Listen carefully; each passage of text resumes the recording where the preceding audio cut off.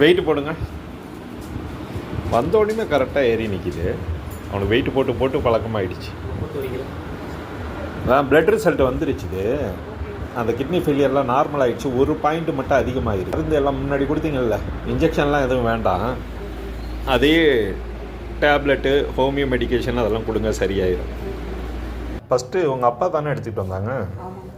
25/8 எடுக்கும்போது பார்த்தீங்கன்னா கிரியாட்டினின் வந்து 4, blood urea 80, blood urea nitrogen 40. இது எல்லாமே கிட்னி ஃபெயிலியர் அப்போ அதிகமாக இருந்துச்சு. இது அடுத்தது வந்து பார்த்திங்கன்னா 1 மாதம் மெடிசன் கொடுத்தோம்னு நினைக்கிறோம்.